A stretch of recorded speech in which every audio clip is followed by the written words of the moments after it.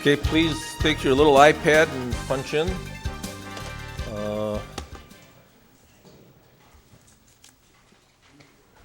We'll start with the Pledge of Allegiance. I pledge allegiance to the flag of the United States of America and to the republic for which it stands, one nation, under God, indivisible, with liberty and justice for all. Supervisor Locke with the invocation. We seek your help with decisions tonight. Bless this meeting with your divine intelligence and help us to make the best use of our own. Thank you for being our source of guidance. Amen. Amen.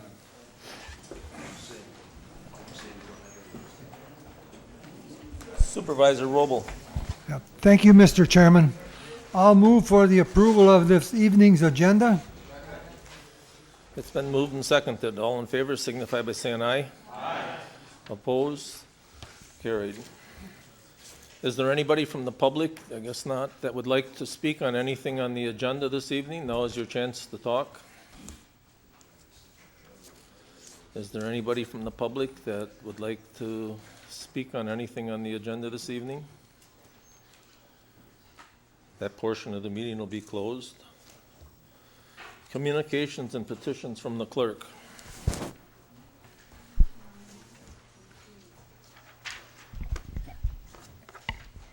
There are just a few resolutions from other counties. The first one comes from Outagamie County, and it opposes legislation regarding the discriminating against employees, contractors, interns, or volunteers for refusing to be vaccinated against seasonal influenza, referred to the Legislative Committee.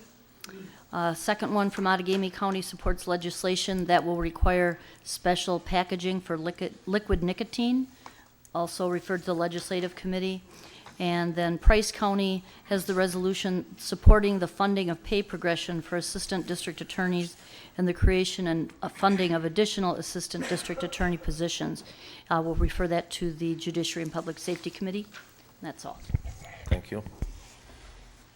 Reports from committees, commissions, and boards. Any of the committees or boards have anything to report on? Okay. Supervisor Turner had asked to be excused from tonight's meeting, and Supervisor Schneider said that he had something else going on, that he couldn't be here, but he planned on getting here, but he'd be a little late. So, resolution number 226-10-2015, adopt 2016 annual budget. Supervisor Rasmussen. Thank you, Mr. Chairman. I move for resolution number 226-10-2015. Okay. We will, at the end of the meeting, whatever day we're done, then he will close it off. Presentation of the 2016 annual budget by County Executive Mark Harris.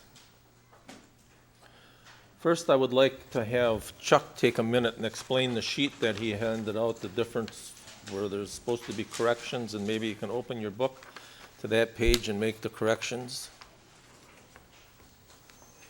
It's just small stuff, but I think it should be corrected, seeing. Hello. The sheet I handed out just has a couple of items that we caught after the budget was printed. Most of them are spelling, percentages that had the decimal point in the wrong place, and things like that. There's one for the Human Services Department where there was a position that was going to be converted to 2 part-time positions when he submitted the budget, but he later felt that he wanted to keep it as 1 full-time, and that is about the 4th item on the page. And that would be incorporated, all these are incorporated into the county executive's executive budget.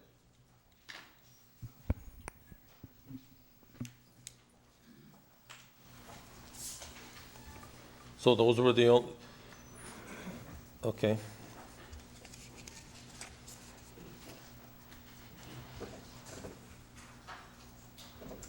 Go ahead. I was gonna have them go through all of them, but I guess they got a sheet on their desk.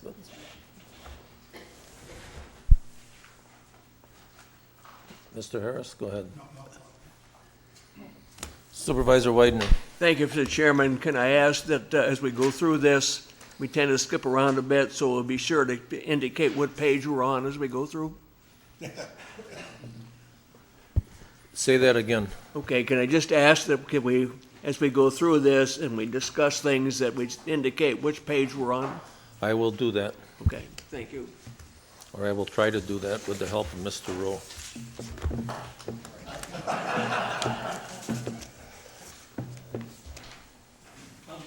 By starting out, I'd like to give you just a little bit of overview. This budget does reduce the equalized tax rate by about 13 cents where it stands right now. However, you should be aware that we're not very far underneath the maximum allowable levy.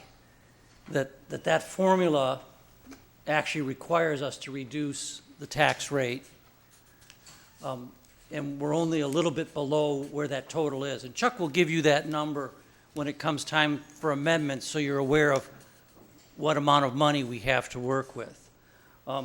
It is a good trend that we've been experiencing here, that the tax rate is actually, the equalized rate is actually going to be the lowest since I've been county executive. It's actually a little lower than it was back in 2005. And our total spending's actually a little lower than it was in 2005. And come next April, when we make the principal payment on the debt, our debt will be significantly below where we started, perhaps 45%, something in 45% range, less than it was at that time. But nevertheless, we are actually levying close to what we're allowed to levy under the levy freeze formula. So people will have to be aware, if you want to add spending to the budget, that there'll have to be either an application of reserves or some other spending item altered to make that happen. And I would point the board's attention, there's 2 pages that contain a lot of information that might otherwise be easily missed. And that's on page 22 and 23.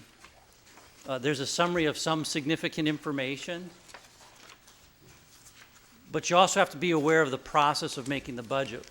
The budget process starts in the summer with all the departments preparing their initial budget. We give them budget targets. We then meet with each department, Chuck Ornstein and myself, meet with each department and go over their budgets, request changes. But all that time, there's a lot of unknown information, so that we really don't even get the net new construction till late in the budget process. The final levy computations or value information comes in even later. And so there is some shift from the time we print the budget to this date. And Chuck will, like I say, when we get to the amendments as part of the budget, Chuck will update you on where we are in terms of how much remaining levy is available and how much general fund is applied to hit the levy level that we're at.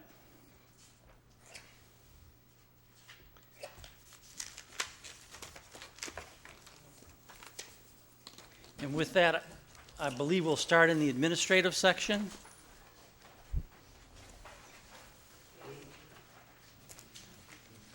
The section starts at page 81, and the county executive budget starts at page 83.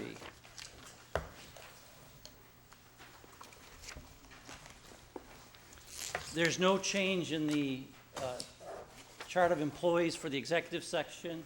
There's just 2 full-time employees, myself and my administrative assistant. The tax levy for this area goes up by $4,000 from last year.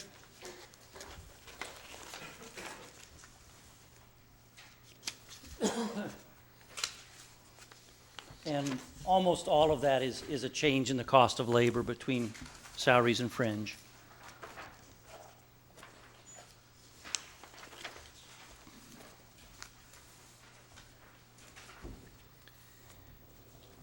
And I'm assuming that we're taking questions as we go through each section of the budget, if the board has any questions. As we go through the budget, after you give your presentation, you're all done. I Right. mean, that's not, okay, so I understand. So when we get to public safety and stuff like that. then- Yeah. Right. So the next section of budget is corporate counsel. That starts on page 90. In the corporate counsel area, there's 4 full-time employees.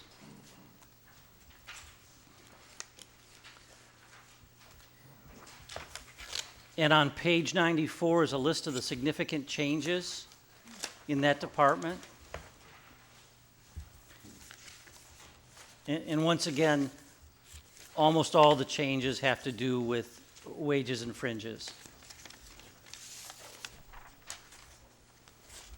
And for the public on TV, could you explain the wages and fringes, like what percent the wages are gonna go up or kind of? Sure. What other fringes are involved? The 2015 budgeted wages were $388,701, and the 2016 wages and fringes for that department are $395,161. Supervisor Eisen. Yes, I'd like to address the county executive in respect to the organization chart back on page 12, after he's completed the Corporation Council's section.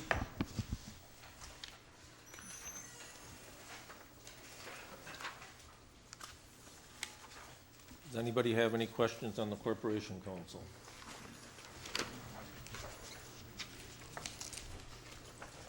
Okay, Mr. Eisen, we'll go to the county clerk next, but Mr. Eisen had a question on Page 12. Thank you, Page 12. thank you, Mr. Chairman. I've looked at this year after year after year, and I think that the presentation of this organization chart is inadequate. And the reason I feel it's inadequate was the same reason why years ago I had either wanted to put the solid waste board department into the budget, and ultimately the administrative decision was to include it as an appendix, so that those presently 18 employees who have to qualify to become Winnebago County employees who are working in the solid waste department, which is a major department with a budget of about $10 million.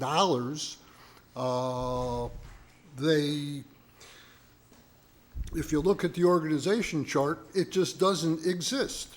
No. And it's not fair to present this to the public, even though the solid waste department is funded by user fees from the administration of the landfill and recycling.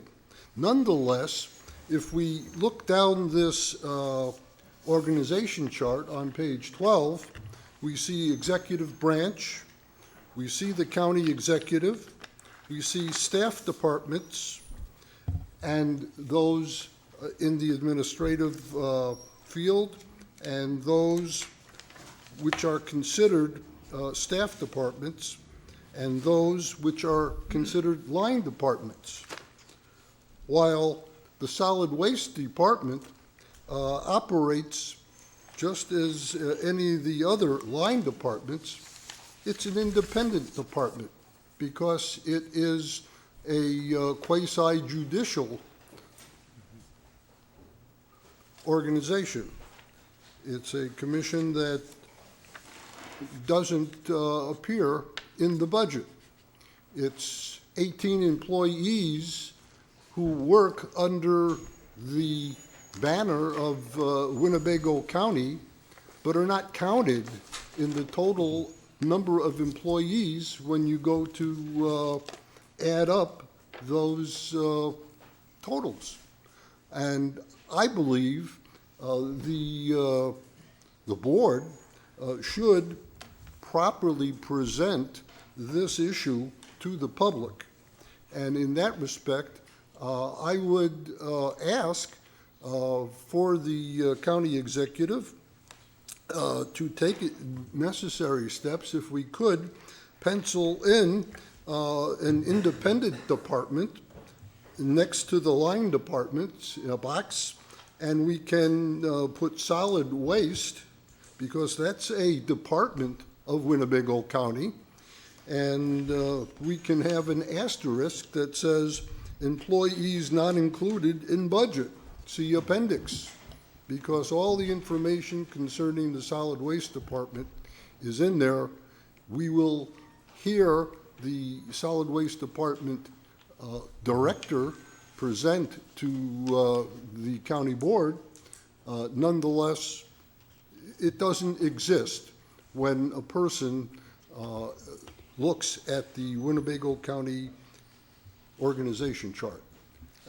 I might add, but this is probably for another day, there's a discrete organization called the Winnebago County Housing Authority that has lots of money and property owners, and I have not taken, unfortunately, I haven't looked into whether their employees are also treated as solid waste department employees under the human resources guidelines.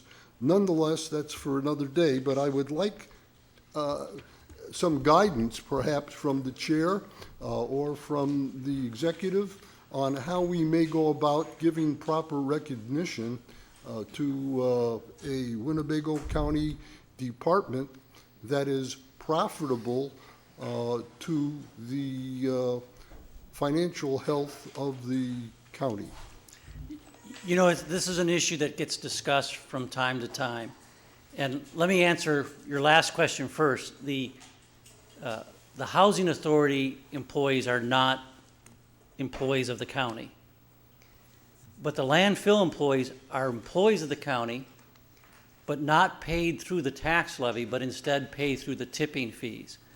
I don't know why the decision was ever made to exclude them from the main body of this budget, but they've never been in there all the years I've been here. They were excluded under some prior administration. And the trade-off is if you roll them into this budget, it gives the appearance at this point in time that you're adding 18 employees, when in fact, they're employees that were always here. In fact, back in 2005, I think they were 28 employees. But they are paid by the tipping fees and not on the levy. We have, and part as an accommodation to you, we have built a section into the budget that gives all the information on the landfill. But it's not really on the levy, but they are technically county employees. Yes, I recognize that, sir, but nonetheless, this is an organization chart of Winnebago County. And I don't think that there was any person who would deny that the solid waste department is a department of Winnebago County.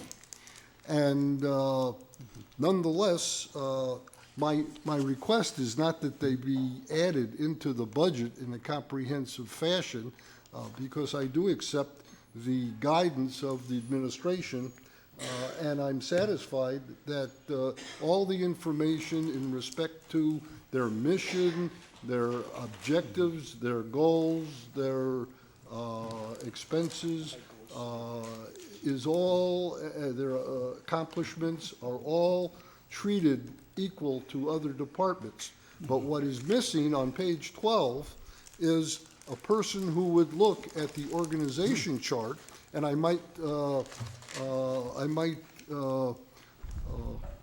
make reference to the supervisor from NINA who teaches civics, that if his students were to look at this organization chart, they'd never know there was a landfill or a department for For future budgets, we'll list that in there with an asterisk saying what there is. And then, of course, just for any observers watching the meeting, there is a tab in the back of the book that labeled solid waste that outlines all the details of the solid waste department. But the employees were never presented in those materials I have no before. question with the employees being in there. What I have a question is, it would be reasonable to include the solid waste department within the organization chart of Winnebago County that the public is exposed to. We will make a note of it and address And it's very simple to have a explanation that they are not included in the tabulation, however the administration feels that should be presented. But this is certainly an opportune time to express that need to enhance our budget. Supervisor With that, I'll Olson. rest. Thank you. Just to follow up briefly on his remarks, you said that the employees are paid out of tipping fees. What about their benefits? Everything You know, for their health insurance, their pension, their dental, is that also out of tipping fees? Well, the solid waste department's finances are separate from the rest of the county, and so their revenues and costs are kept separate. So the revenues aren't reflected in the book, nor are the costs. And Yeah, but the benefits, how are they being? It is, okay, all right. Yeah. Thank you, that's just a request. Now, I want to go back to page 76, because this is a county-wide thing, not department by department. And this is the table of organization of classified positions, and page 76 is the last summary page, if you will. I noticed this year we had 992 FTEs, and we're going to add 13 and have 1,005 FTEs this coming year in the budget. How do we justify the need for extra people? What is the process for that? I mean, a lot of companies are cutting back. They're cutting back on people. They're laying people off. They're cutting back hours. They're making people who are on the staff do more with less. But we're going to hire 13 more people. How do you justify that? Do the department heads go in and say, I need 2-3 people, and then how do they get them? How do they justify having them? Because these aren't replacement positions, these are new positions. these are, in fact, new positions. And the department heads contact the HR department. And when we do the budget process, we get the recommendation of both the HR department and the department heads regarding these positions. And the justification for the positions is all over the board depending on what they are. For instance, I believe there's 4 FTEs to staff the security center of the courthouse. And we don't know for sure if that'll be completed this year, but the sheriff wanted the ability to hire and train the people before that function was actually needed. We're adding... There aren't, okay, that's a good point, and I'm not questioning the sheriff's request or anything, but aren't there enough people on the sheriff's staff right now that could be split among the current employees? Well, because they're a 24/7 operation, it takes a lot of people to, for instance, staff the patrol cars out on the road, because you're doing, 3 shifts. You're doing the 24/7.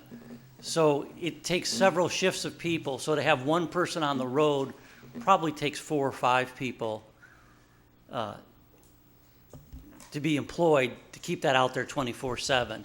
So with the sheriff's department, the numbers really add up quicker than a 9 or a 8 to 4:30 type operation.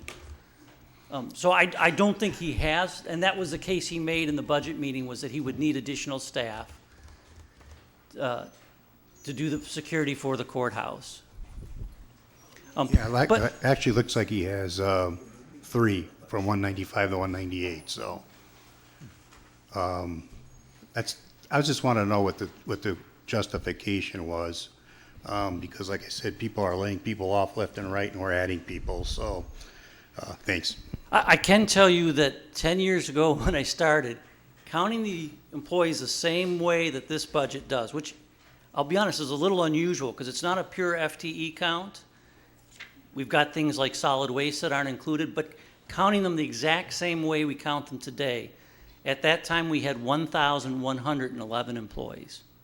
And so we're still down below that level. And some of the big changes we made, you know, we reduced the number when we closed the Huber Center. We reduced the number when we combined 2 nursing homes into a single nursing home, especially in the food service area.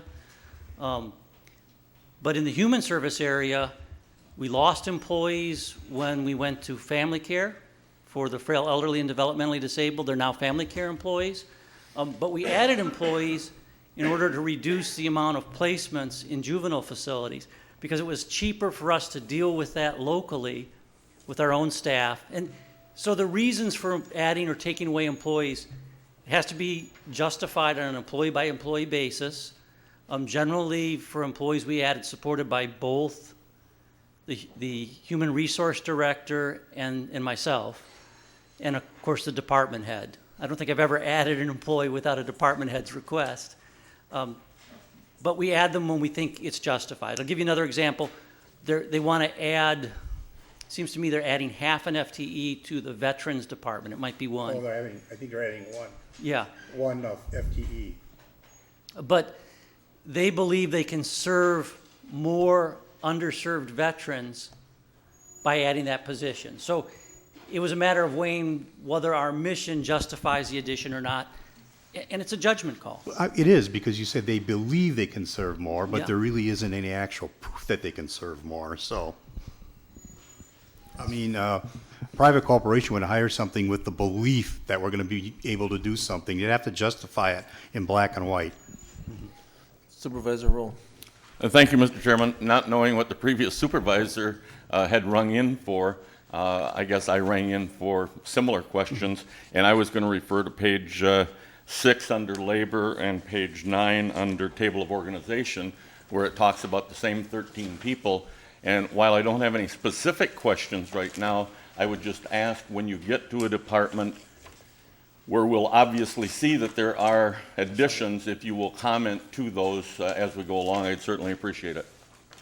Thank you. Yeah, and I think in most cases where they've added a person, they've put that in a chart of significant changes at the beginning of that departmental budget. I mean, Chuck puts everything in here. Yeah, but sometimes you don't put everything in it. No, I rely on him pretty heavily on getting all the back data. Supervisor Ellis. Thank you, Mr. Chairman. I had the same questions about the benefits coming out of solid waste, so I think that was been answered for me. Okay. Supervisor Haig. Thank you, Mr. Chairman. In regards to the difference between the total employees in the 2015 budget rather, and the 2016 budget, it says there's an increase that was just discussed about how many new employees there were. What I have in last year's budget book is 984 total employees, and this year's book we have 992. It does not reflect that difference. Were there positions deleted from last year's table of organization? There usually are some positions that disappear from the table, and what comes to mind is the health department had budgeted for employees. They didn't fill the positions because they were worried about sequestration, taking away grant money. And because they weren't filled within a set time period, we have a policy now that you lose the positions if they're not filled within, I think it's 6 months. So some positions were lost. That may not be the exact correct answer, but there's just a lot of different dynamics on what can change that. But typically there are some positions eliminated and some positions added in any given year. And sometimes there's changes that net against each other, so they're not quite as obvious, but where you may turn one position into a different position. In your corrections, you have a place where in human services, they were considering combining 2 part-time positions into 1 full-time position and then change their mind, and you can see that reflected in the changes. So you really almost have to look at them one at a time as we do that department. And I think probably the HR department and the department heads are best qualified to explain their motivations for adding or deleting someone. So in regards to last year's table of organization and this year's, was there a net reflection in the fund balance because some of those positions were not filled? Well, actually, I think that's probably, almost every year, some money gets closed out to the fund balance. And largely, it's a function of budgeted positions that were vacant for part of the year.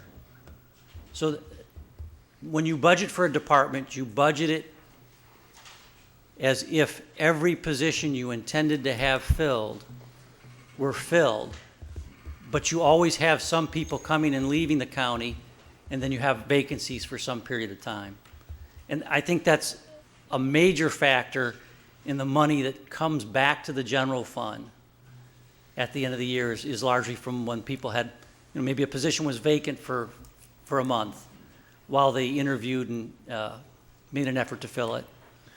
And then lastly, and I agree with your comment about asking department heads about adding positions, et cetera, and as far as Mr. Olson's comments are regarding Park and Rec, for example, when Mr. Way comes to the podium, ask him about the added position, because it's my understanding that they're adding a full-time position, but they're also eliminating several seasonal type positions. Yeah, so it's going to be one of those where it's, and just make sure you ask him about that, because I don't disagree with you. As usual, I don't disagree with the thought process, the philosophy there. So ask the department heads those types of questions. In fact, I would like to see those positions be identified through the committee process beforehand, so that by the time the table of organization gets in these budget books, that those positions have already been approved through the committee process. So, thank you. Thank you. Supervisor Rowe. Thank you, Mr. Chairman. I apologize for ringing in a second time, but we rushed through the first 100 pages of the book rather quickly, and I'm just catching up. On page 60, under UW Extension, it says, during the 2015 budget process, the horticulture educator went from part-time 50% to full-time. This information might have an effect on some reporting information, since it was not brought to anyone's attention until May 27th of 2015. I read that and I thought, well, that's just a little disturbing. If you want to comment, fine. If you don't, that's okay too, but it's just, wow. Well, I will warn that extension is one of the areas that's most difficult to describe with simple language, because some of the extension employees are state employees and some are county employees. And the status of that state employment is still in flux. And I'll give you an example. They may be regionalizing extension managers to multiple counties. So there could still be changes to that area under the control of the state. And Chris Kniep, for instance, is paid by the state rather than by the county, and is a state employee. So is this person that we're talking about on page 60 a state or county employee? I'm not sure. Okay, maybe when we get to it, we can find out. Thank you. County? Thank you. He's a state employee paid by. You have to push your button if you're going to talk.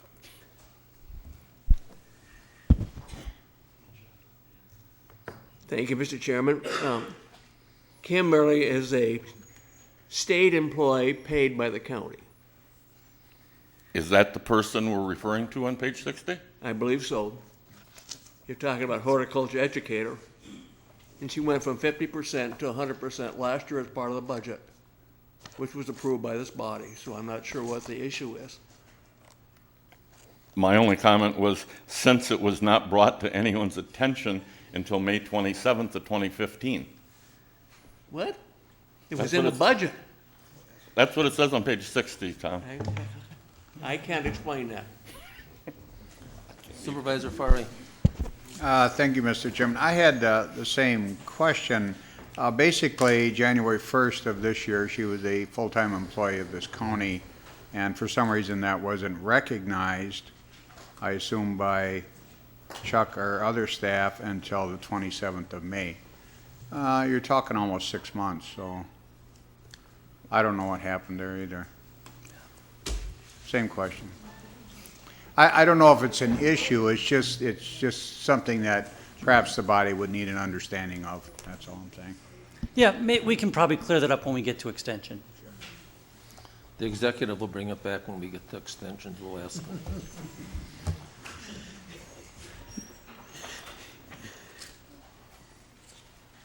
I think we were just finishing corporate counsel and are going on to county clerk. Gotta get- Starts on page 99.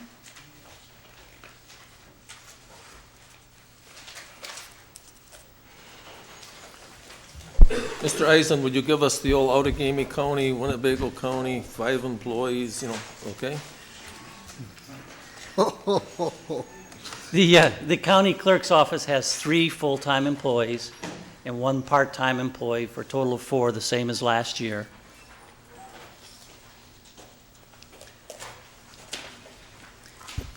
And if you look on page 104, there's a list of the significant changes for the department. Remember that the county clerk's budget is one that fluctuates with the number of elections in any given year, that the actual clerk portion of the budget is really pretty stable. But the amount of tax levy changes dramatically with the number of elections in a given year.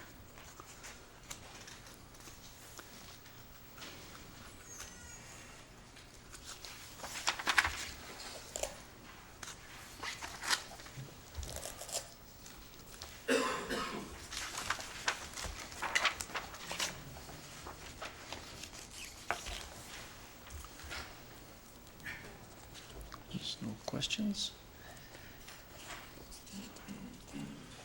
Now we have to jump, we'll jump around to finance, won't we? Pardon? Supervisor Eisen.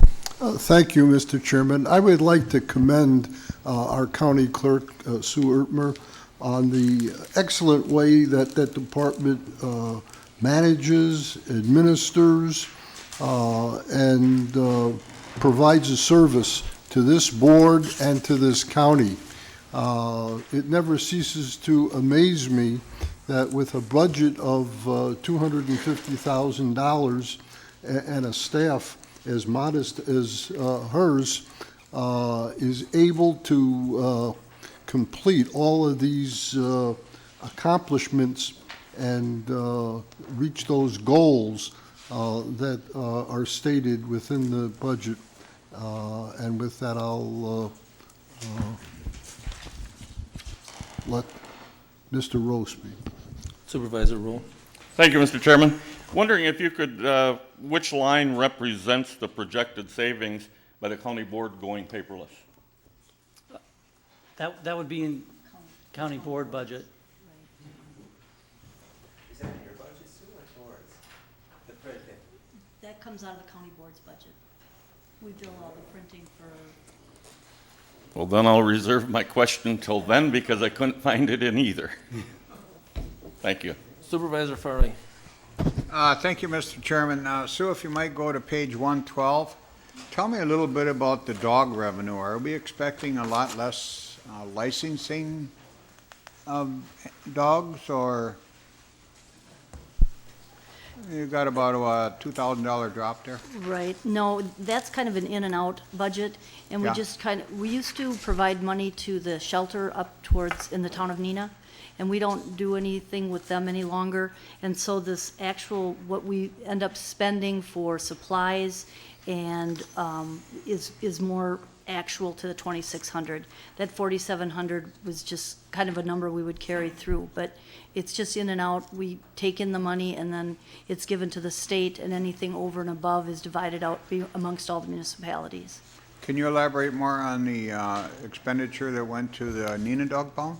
We used to, when Gib Elfertig was the manager up there, we used to provide them with $1,000 a year, $1,200 a year, but they've quit requesting that, so we've no longer been doing that. So. Did they pick up strays in the county?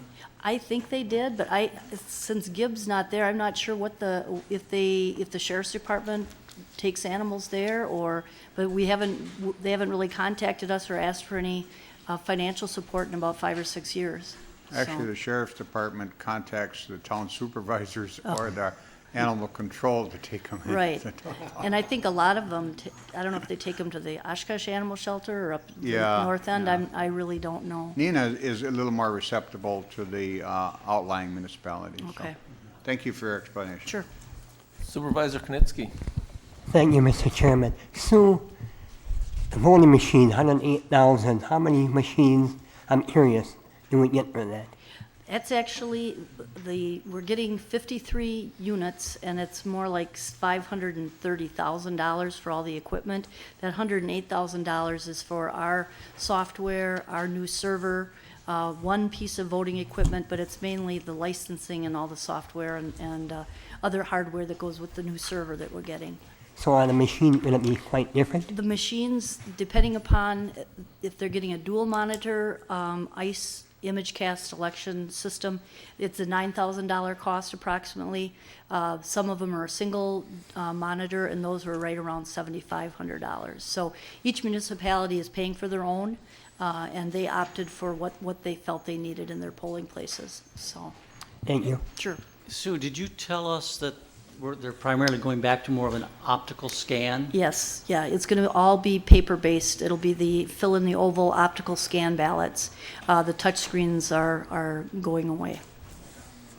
So there'll be one piece of voting equipment at every polling place now. So.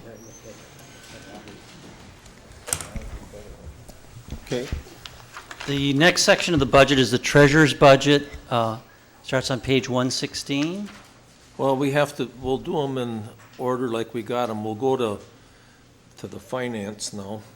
Like those are the people that were gonna be here tonight. Sure. Pardon?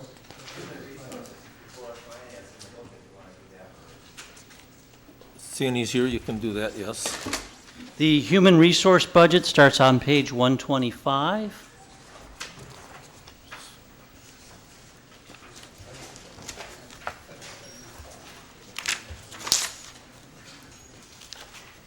The Supervisor Hardy.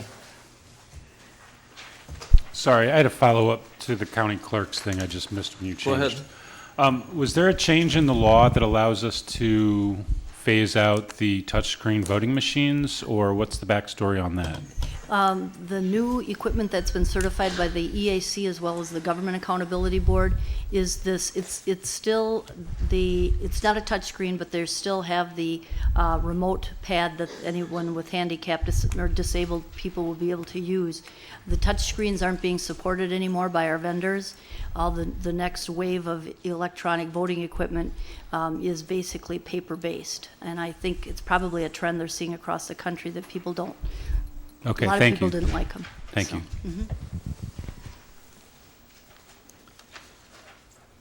On page 130, you have the chart of employees for the Human Resource and Payroll Department. Supervisor Eisen. Yes, thank you, Mr. Chairman. I do have a question in respect to human resources, if those questions... That's where we're on now. Yes. Okay, go ahead.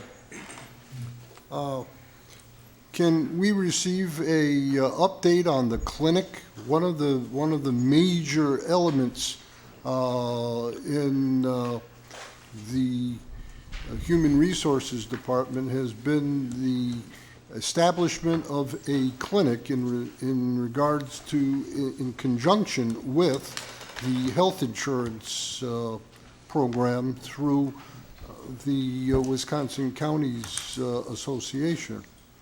Yeah, the Three Waves Clinic, and I think Mike Collard can give you some information on, perhaps some broad information on use and staffing, because there's been a lot of change. There have, and I'd be glad to update the board about it. I don't have all the facts and figures regarding the precise usage, but I can say that the clinic has really taken off, and I feel that it's very successful to date and in position to become more so.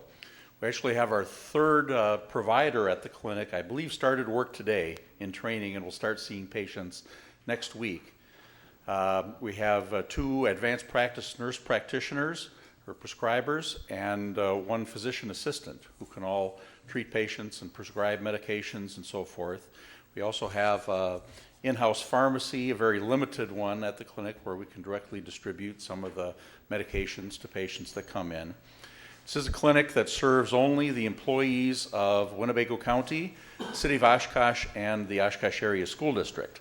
So it's limited to those 3 public sector organizations, members of our health plans, dependents, and so forth. So the clinic started in February. We had some issues getting staffing up to speed as quickly as we'd like, but I feel terrific about the staffing now. We're even talking about adding another office person soon, someone to assist the providers a little bit more. It's going great. We had a meeting just last week to look at the detailed usage statistics. Don't quote me on this because I did bring the number, but I think something like 399 county employees and dependents, separate individuals, have used the clinic already since February. There's no cost to employees if they go. They don't have to pay a deductible or a co-insurance or anything like that, so it's very convenient. Now that our staffing is up to speed, I'm told that people are able to make appointments on fairly short notice. It's an appointment-based clinic, not a walk-in or emergency care type of setup. Really designed for the primary health needs of our population and to make sure that they're getting attention that they should have. And the county has the best usage numbers of the 3 entities right now in terms of percentage. Higher percentage of our employees are going than the city or school district, so I'm pleased about that. We're also, our vendor operating the clinic is called Intera Health, that operated on behalf of our 3 groups. And they, quite wisely, I think, started right away doing regular employee surveys, patient surveys. You know, every 5th patient that comes in is asked to fill out a survey or something like that.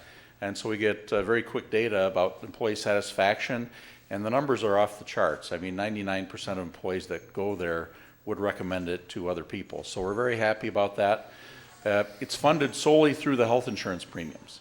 So you won't see a separate line item in the budget for it, but it's built into our premiums. In other words, the Group Health Trust, which is our insurer, pays for operation of the clinic, pays Intera for the staff time and so forth and the overhead of the clinic. And the reason they can afford to do that is that when an employee goes to the clinic, for some health treatment, the employee is therefore not going to Aurora or any of the other fine healthcare providers in our area. And by avoiding the expenses of those other healthcare providers, we could fund the basic operation of the clinic. But the real savings will go beyond that because we really are much more proactive in reaching out to employees and trying to take care of those basic healthcare needs before they grow into more serious problems where people have to go see the doctor at the emergency room or so forth. So we're working now on trying to prepare some projection of the return on investment, if you will, for the clinic and incorporating all those factors. But those numbers aren't available yet, but after a year's completed, we'll have much better numbers on that for you to present. Thank you, and might I ask, Mr. Colliard, whether we have, will you be presenting the rates for the renewal of our health insurance product? Typically, the law requires the rates to be delivered 60 days before renewal, and we're about 65 days, so I would rather think from the behavior of United Healthcare and their subsidiary UMR that those rates are probably pretty close to your desk. The rates have been announced and given to employees. They were presented to the Personnel and Finance Committee at the last meeting, the regular meeting in October, and employees have all received those new rates. So they are up. We did have to make some modest changes in the plan to try to keep close to our budget targets. We were expecting a significant increase because of the expenses that we've had, but it came in a little higher than we had hoped. We are making, as I said, some changes to the health plan design. We're changing the deductible structure a little bit, eliminating the health reimbursement accounts, which was a part of our plan just for the last 3 or 4 years, and instead actually lowering the deductibles to $250 per person and $500 for family, but then requiring some co-insurance of 20% until a maximum is reached of $1,500 per person, including both the deductible and the co-insurance. I'm a little bit disappointed because typically we, as a county board, receive a presentation from the broker consultant in respect to the health insurance renewal, and that's been absent this year. Typically, or at least in the past, renewal has been in October 1st. For the last couple years, it's been January 1st. It would be, I believe it'd be it's of interest to me, I believe it'd be of interest to the supervisors who have seen these presentations in the past, and certainly as employees in their own right have experienced group health products along the way, and certainly have the insight and experience to comment and to digest and recommend alternatives that may be of financial savings to the county. Supervisor Warnke. I have a few questions. The first question I have is, are the providers trained in chronic disease management? Repeat that, someone was... Are the providers trained in chronic disease management? The providers have some training in disease management, certainly, but I don't know that they've had specific training in a particular chronic disease management program, and that's something we've discussed with Intera and would like to put in and give them some more specific training in a particular regimen of disease management that we can incorporate for our employees. So that's very much on the drawing board. Okay, the next question is, how are they tracking quality measures for patients with chronic diseases? An example would be A1C for diabetes and hypertension. How do they track it? Well, we haven't instituted that program yet to track compliance with the regimen of treatment for disease management. That's a future stage. Okay, how do they measure the performance? Well, they measure performance in terms of usage and number of appointments made and so forth on a regular basis, and we get monthly or quarterly reports about the usage and the number of visits, the number of appointments scheduled. We just recently asked them to incorporate in that also data about how many times people call and aren't able to get the appointment they desire. But in terms of the outcomes, the only specific way we have of tracking outcomes at the present time is the employee satisfaction surveys that they've been doing regularly since the clinic started. The last question I have is, are they doing patient satisfaction surveys? Yes, they are. I think it would be a good idea that the county board would get some kind of a report on some of these questions in the future, if you could do it. I'd be happy to do that. Thank you. Supervisor Hagan. Thank you, Mr. Chairman. In regards to maybe a follow-up to the last question, shouldn't success of the clinic necessarily be measured in health, not just in how many appointments are scheduled, and I think that maybe that's what the previous supervisor was alluding to, was how do we know that the clinic is working? Well, it's very hard to know that. We can measure the health of our population, our employee group, and in fact, we do that because we do a health risk assessment every year. And so we're tracking the health overall of our employee population. And so it's been within a very narrow band the last few years when we've been doing those health risk assessments, and we get a very good report about the different risk factors and health factors of employees. The other way to track health, of course, is just to look at our claims. The health dollars spent, how many of them are in the severe illness categories, how many of them are, the kind of things we should be spending money on to prevent the more serious disease.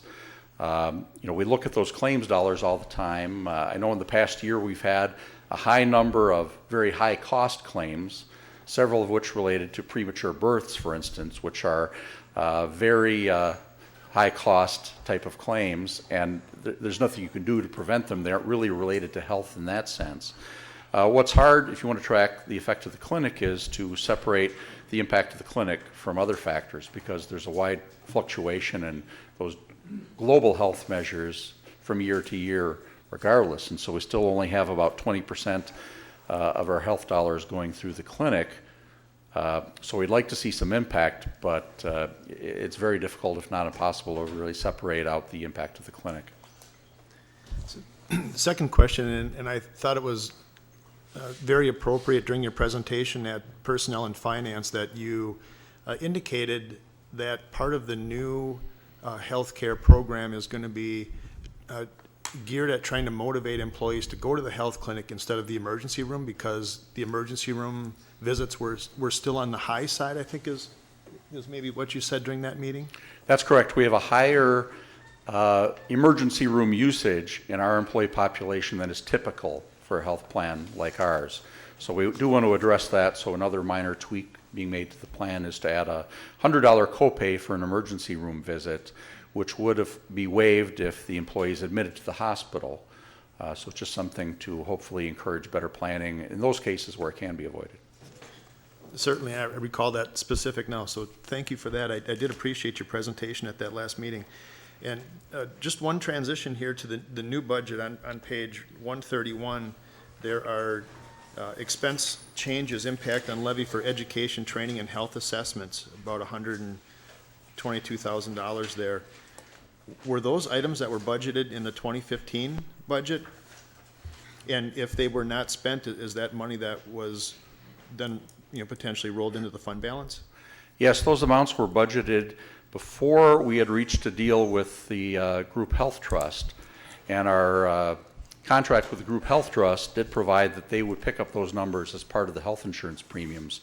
So some of the money did fall to the general fund, but on the other hand, we had higher insurance premiums than we expected because that money was incorporated into the insurance premiums. So it didn't all fall to the budget. Some of it came out again in the form of insurance premium expense rather than wellness expense. So what would you say at the end of the day the amount was that will be going into fund balance? Or do we just not know? I know we spent less than that total amount on health risk assessments, which was picked up. But in any event, that won't affect the 2015 fund balance. I'm trying to think through the timing. The 2015 health insurance budget, the numbers did come in a little lower than we expected, so my sense is there will be some money of that 120,000. There will be tens of thousands falling to the general fund, I think, but I'd have to look at it more closely to give a close estimate. Thank you. It's worth noting that the human resource budget drops the amount of levy it's using by over $100,000, largely because of those costs picked up by Group Health Trust. Okay, we'll go to page 172. I see that the Information Systems Director is here. You can do workers' comp and Yeah, well, he's going to be here all the time anyway, so then she can get out of here.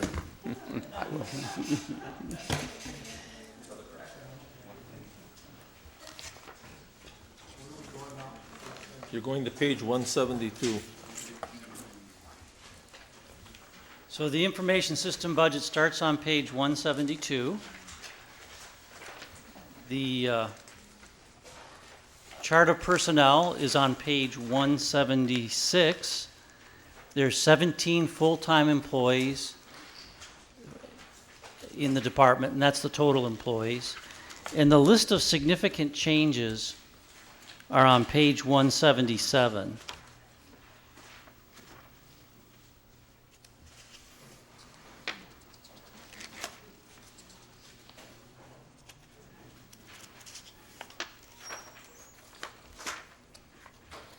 Supervisor Olson. Thank you.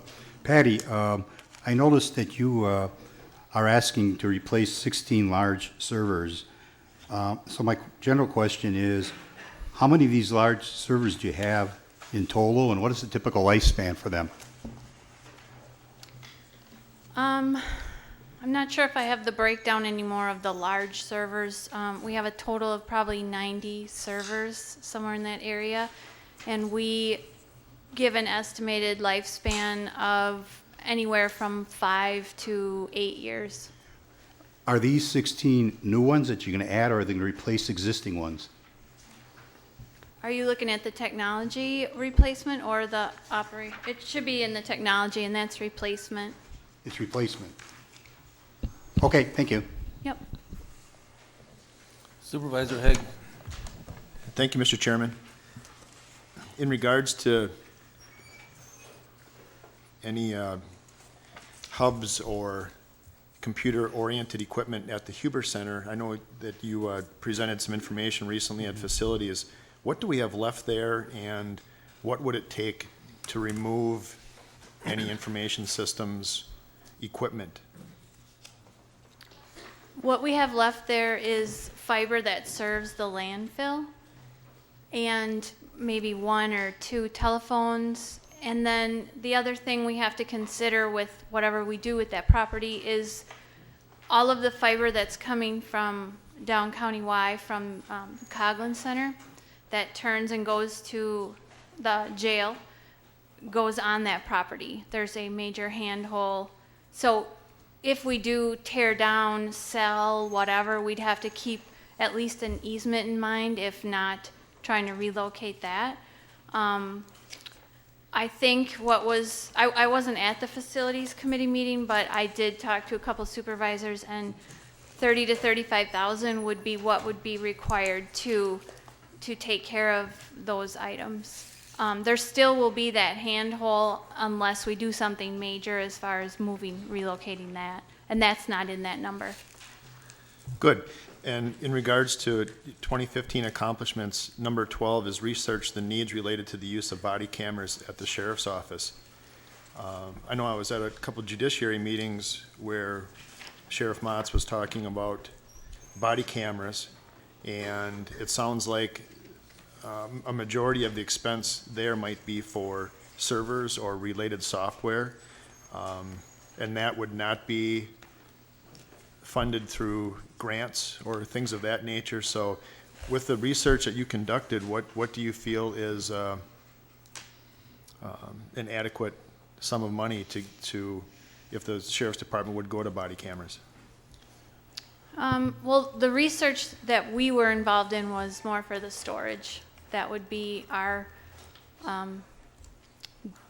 duty, I guess, or cooperation with that project. So it's more for the storage, and it's going to depend on how they create policies of how they're going to allow them to run, or how they're going to keep the images. I mean, if an officer has it and it's turned on for their entire shift and all of that has to be saved, that's very different than some sort of trigger that makes it go on only when needed. So it's going to depend. We've looked at other facilities that are in very high terabytes for storage, which is expensive. So I don't have a number. It's going to depend a lot on the policies of how they want to save it. Thank you.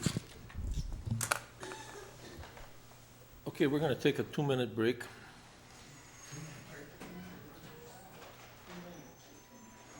Well, a couple people asked me to take a 2-minute break.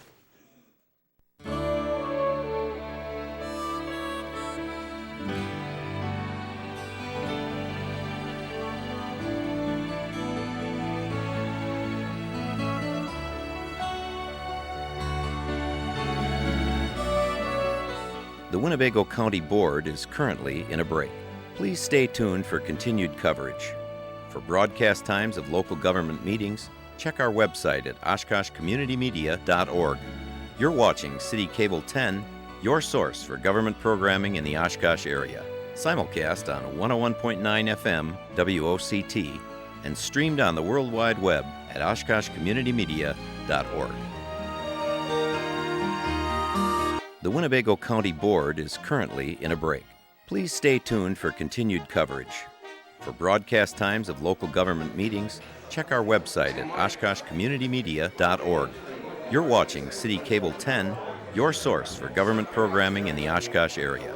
Simulcast on 101.9 FM WOCT.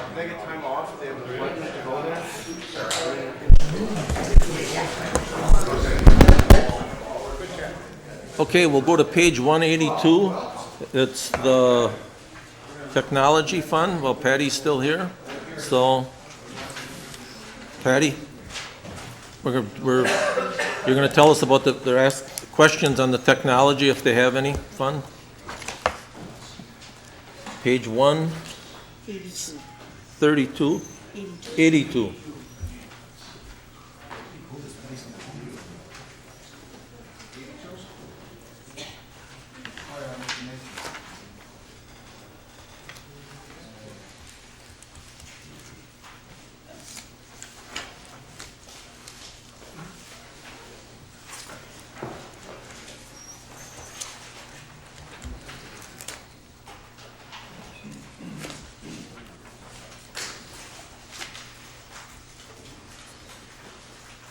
Do you want to go to finance?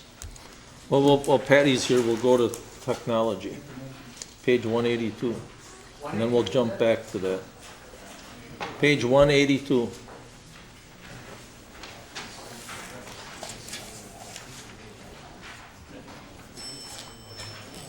And what page is highway? And what page is highway?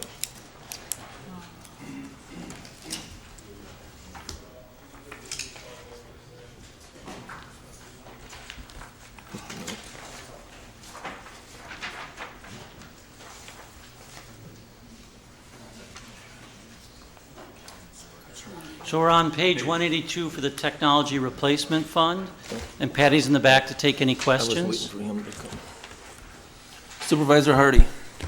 Thank you, Mr. Chair. When the Technology Replacement Fund was recently redesigned or reconfigured, I think at the time it was intended that the funds would be carried over from year to year to sort of balance out the load of fluctuating technology costs from year to year. Is that still the case, so that surplus revenue from 2015 would be carried over to 2016? Okay, and is there somewhere in this document that indicates how much was carried over or will be carried over? You're on. Okay.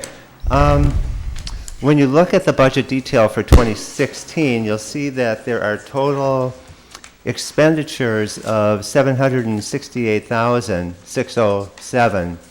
Those are the purchases that they need to make in order to maintain the systems that they have. And our tax levy that we planned for them is $675,000. So $93,607 of their fund balance is being used. And that would be funds that were accumulated in prior years. That's used to balance the budget for 2016. Okay, and is the overall fund balance for that account in this document? Yes, it is. There's a fund balance projection schedule towards the front of the book. Let me see if I can find it real quickly. Page 48. Okay, I'll look at that. Thank you. And that lists all the major funds, what their beginning balances, and the impact of the current year, as well as the next year. Thank you.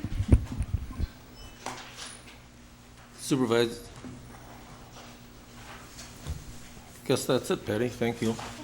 We're gonna jump to page 288 to Highway, seeing that he's here, and we'll take that right away. Page 288.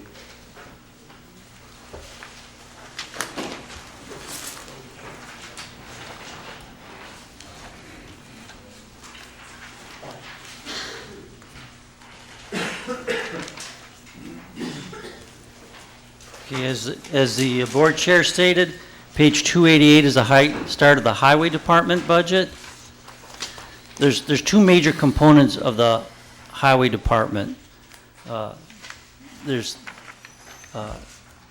highways and county roads, and the staffing for the highway department is the same as last year, 80 full-time and 2 part-time employees. And there's a list of significant changes on page 292.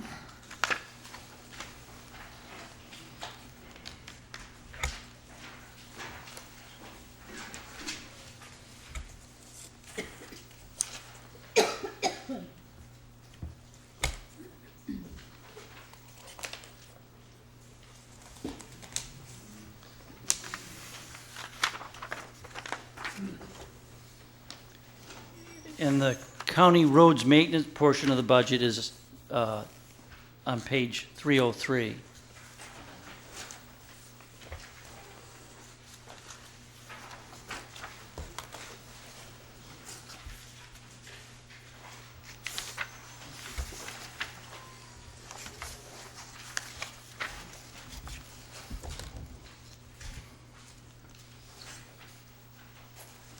Supervisor Wingren.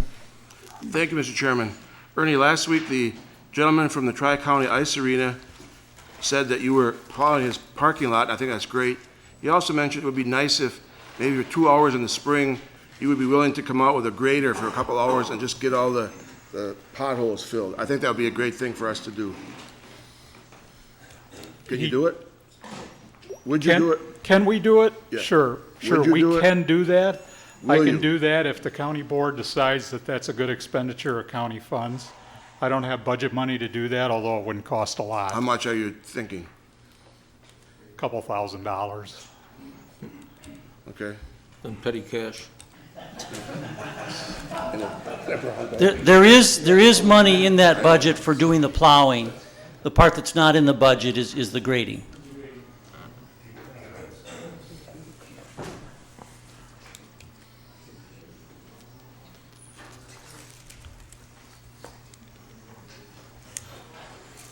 Okay. Oh, Supervisor Finch, I waited. Okay, Mr. Chairman, since there's money for grading, and if there's any money left in the budget for that, then could you use it to do the parking lot? If there's any money left in the snow plowing? Yes, sir. Sure, as long as there's full disclosure and that's what the board and the county executive want us to do, we would do it. Thank you. Supervisor Haig. Thank you, Mr. Chairman. One of the line items on page 292 is an increase of about $48,000. And the description says increase the budget for part-time employees to cover employee time off unexpected days. Is that like sick days or? And has that been a problem over the course of the last few seasons? Yes, that's what we budget in case we had to hire like We have had some work comp claims that have run quite long, and we've been missing people periodically, and that we're looking at that to address this, especially in the winter season, so we're not short during the winter. So these are employees are injured on the job, obviously, if they're comp injuries. Are we doing some maybe additional training if that's becoming an issue too, or is it not to that point yet? Well, we always do safety training. We do it almost on a continuous basis, and we still have accidents. Unfortunately, people still do occasionally get hurt, unfortunately. Thank you, and I'd like to thank Ernie too for his diligence and returning phone calls. Anytime I have a question, if Ernie doesn't answer the phone, he always returns a call promptly, so I certainly appreciate the Highway Department Supervisor. Thank you. Thank you. Supervisor Eisen. Thank you, Mr. Chairman. Mr. Winter, could you bring us up to date on integrating the bridge tenders and the highway positions? It was, I seem to recall that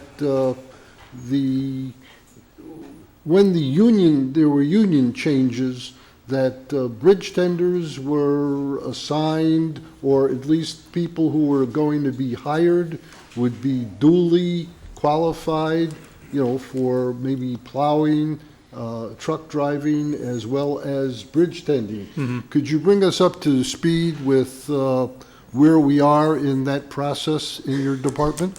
That was a plan several years ago.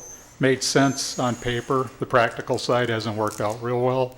We do bring 2 people over pretty much every winter that have CDLs that want to and are willing to be standby plow drivers. We also bring a couple over to work in the garage as watchmen. So I mean, it's working at some fashion and at some level, but it has not turned into cross-training bridge tenders to be snowplow drivers. They're 2 different job classifications, and we can't find people who want to be bridge tenders and want to plow snow in the winter. Thank you.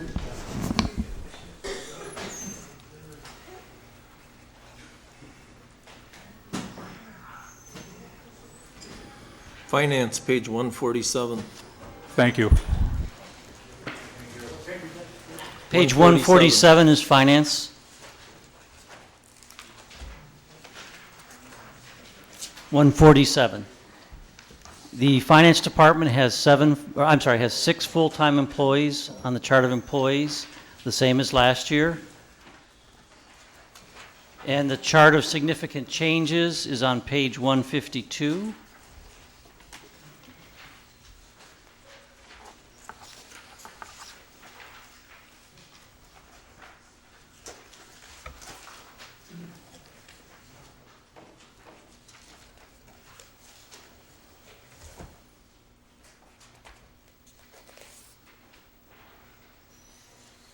Supervisor Eisen.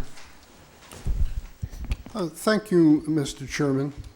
As long as we have the finance director up to bat, I would like to ask him to help me and the board to better understand. In the process of reviewing the budget, there's also an annual report called the Comprehensive Annual Financial Report that's issued, and it consolidates information from the budget, and it gives the total picture for the county. And in the Comprehensive Financial Report, it indicates that Winnebago County has cash and deposits in excess of 100, as of December 31st, 2014, had cash and deposits in excess of $101 million. And it also indicated that there was $84 million of that was unrestricted. And these are, I try to envision this. I think this may be the money that we use to accomplish all the activities of the government. But when I look back to 2007, when I first encountered the budget on the board, that fund was at $70 million. Could you help us understand what that does and how it, or whether it impacts the annual budget, integrates with the budget? Well, that really doesn't integrate with the budget at all. That's strictly a matter of how much cash and investments there are at the end of the year that are held by all the funds combined. Okay, well, It's a function of surplus or deficit for the year. Did we use money to pay for capital projects out of fund balance instead of borrowing? Did we prepay some debt? So there's some of the unrestricted fund balances we actually used in 2014 for those purposes.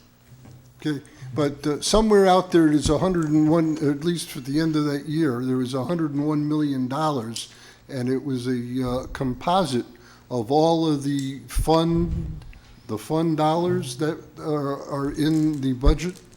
I really didn't come prepared to explain that. Okay. Some of you, I think I sent out a quarterly financial review, and I think I sent it to the whole board. Usually I just give it to the finance committee, but in that packet, if you read that, there's a page that shows how much of the money, how much of the funds belong to each fund. You know, solid waste might have represented 27 million of it. General fund might have been 39 million. Parkview 10 million. But there was a pie chart that showed the breakdown of how much of the pot that each department owned. Oh, okay. And But in terms of how that impacts, and that'll fluctuate according to what surplus, this board would deficits. determine would come from fund balance to instead of levy. Yes. Thank you. I'm going to volunteer something that I'm not entirely sure is correct. But when I looked at some of that information in the CAFR, I got the impression that some people pay their taxes in December that would otherwise be due the following year. And so in some cases that may be partly explained by revenues received that apply to the subsequent year, not just our general fund, not just our fund balances.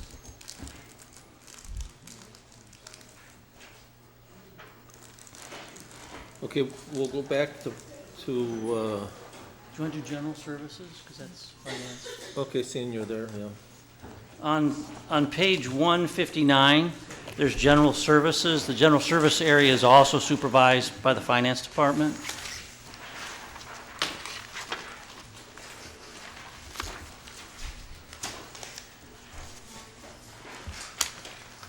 And general services has one full-time employee.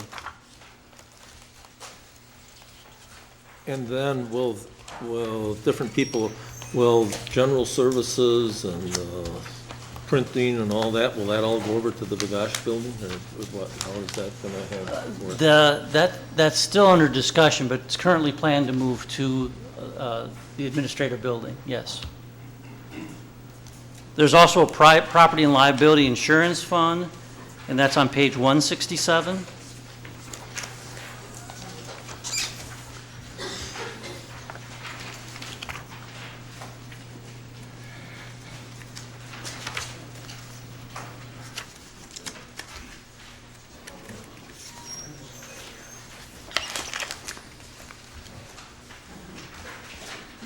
Supervisor Haig? Thank you, Mr. Chairman. In regards to the levy for general services, I understand very nominal or minimal. There's a surplus generated for 2015, and it seems like you're expecting a larger return of surplus after 2016?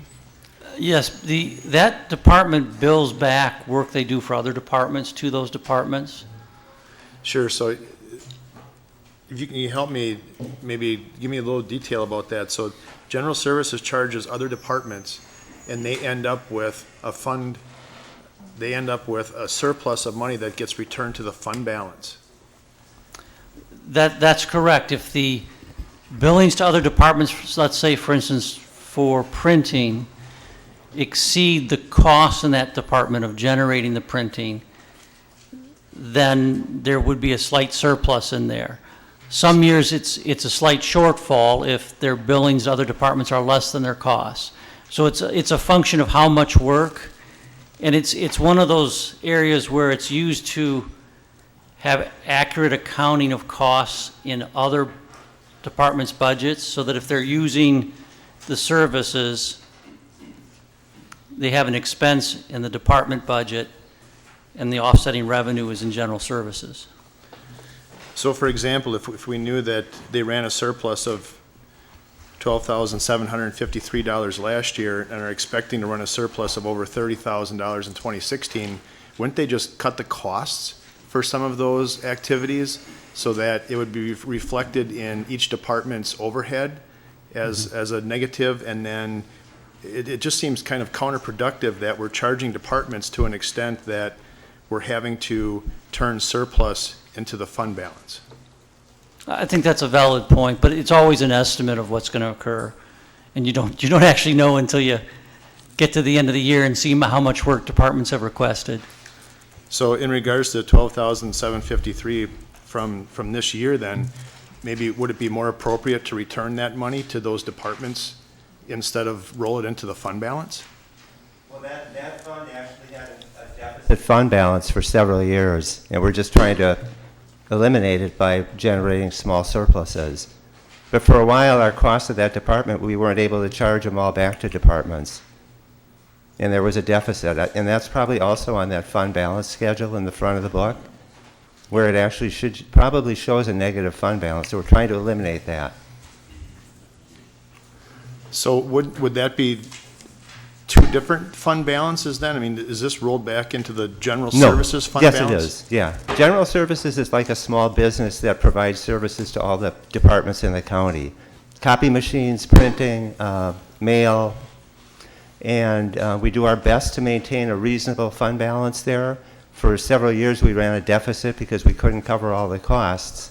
We've eliminated an employee in that department. Now we are able to operate in the black. And right now, we're just trying to eliminate the deficit fund balance.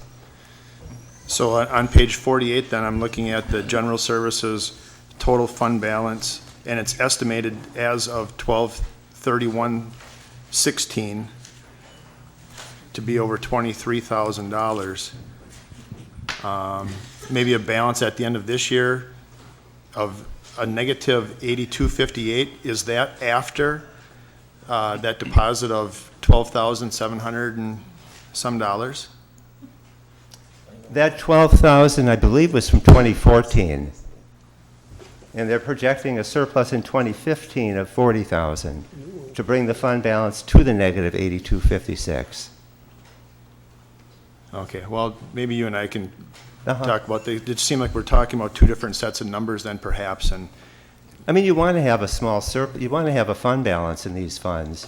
It doesn't have to be large, you don't want it to be excessive, but you don't want them to run negative. It doesn't look good to bond rating agencies to see funds with negative fund balances. So they fluctuate. You know, we have a bunch of internal service funds. We have a self-insurance fund, and you want to maintain safe fund balances there.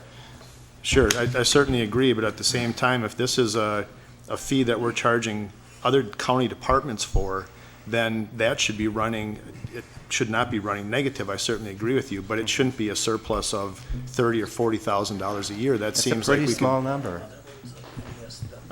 Just speaking as a taxpayer of Winnebago County, I'm thinking that we're overcharging the various departments for those services if we're charging them, running up a balance of $30,000 or $40,000 a year. Thank you.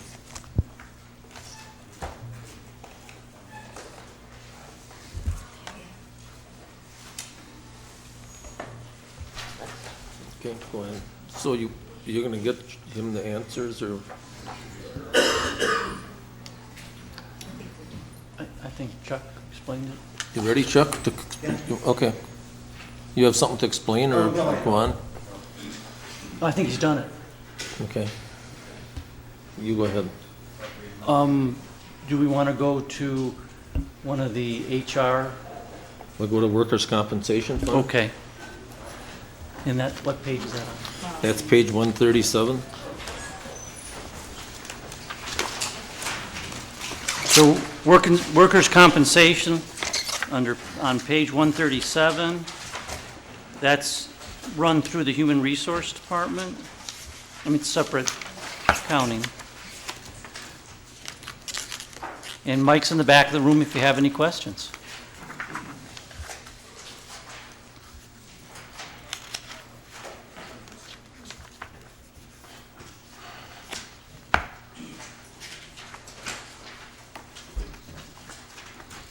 Can you just, Mike, can you give us just a quick little overview of like what?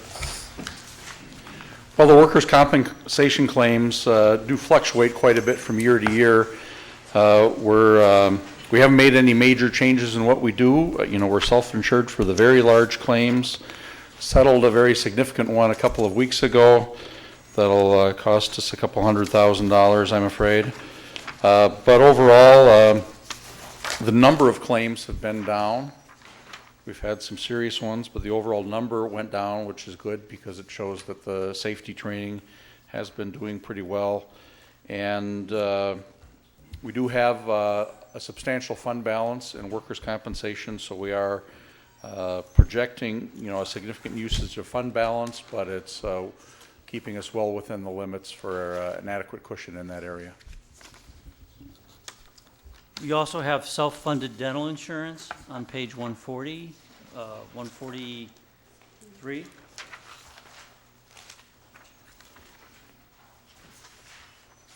And how is, can you explain how that's charged, how the employees pay for that, or is the dental insurance paid 100% or what? Well, the dental insurance is it's a self-insured fund. We don't have the actual insurance. We do have, you know, a discount structure with a network. And so right now you're going to catch me. I don't remember what percentage the employees pay of the health insurance, but the premiums are unchanged from 2015. We've been almost breaking even on the dental insurance and well within the tolerance of the fund balance there as well, so we didn't make any changes to the premiums or to the plan or to the plan design or to the percentage paid by employees for 2016. Okay. Supervisor Haig? Thank you, Mr. Chairman. In regards to the dental insurance, I know a while back I asked you about the potential of having maybe a dental chair over at the Three Waves Clinic. Has there been any more research done in regards to bringing in dental care, knowing that, you know, what happens in the mouth is systemic, affects the rest of the body? Yeah. Well, the question did come up, and our consultant did some research on it, and it's a very expensive proposition to equip a dental office to begin with, and then the staff would have been probably more than doubled the expense of the clinic. So it just didn't seem economically feasible. And I know the other companies and organizations that have done clinics of this sort generally have not found it economical to put in a dental practice just because of the large upfront investment in that. Thank you. Okay, go ahead. I think that completes the administrative section. Okay. County Board, have we done that? It's on page 503, I believe.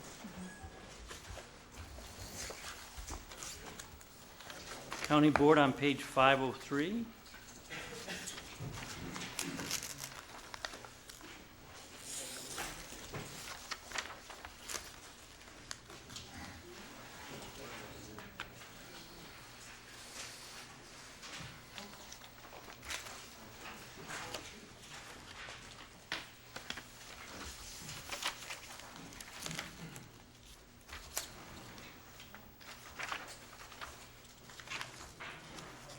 The 2016 tax levy for County Board is pretty stable, actually slightly below where it was for 2015.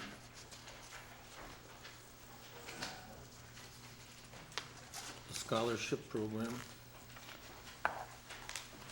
The scholarship program, I think, is on page 513. Yeah. Well, on 513, 14 through 16 is a scholarship. Supervisor Rowe. Thank you, Mr. Chairman. I have just two issues. Under the county board on 505, it says 2015 accomplishments, and under highway, item 2, it says county CB and Oak Ridge Road intersection traffic study to improve safety, $100,000. Maybe I missed something, but I thought that that hadn't been done. Ernie? No, it has not been done. Okay, thank you. The only other question I have then comes back to, with the purchase and introduction of the iPads, could someone please point out in the line items showing a reduction of postage and mailing hard copies? We'll try to get that to you before the end of the meeting. Huh? I said we'll try to get that to you before the end of the process. I don't think you'll see too much in the very beginning until, you know, they get used to using it. That's like somehow we have to have a session on pages and how to keep up with the pages as fast as we're going here to change them. Like I can't keep up with what we're doing. I have to go back to the book periodically. So somewhere we'll need some more training on that. For future reference, where will that show up?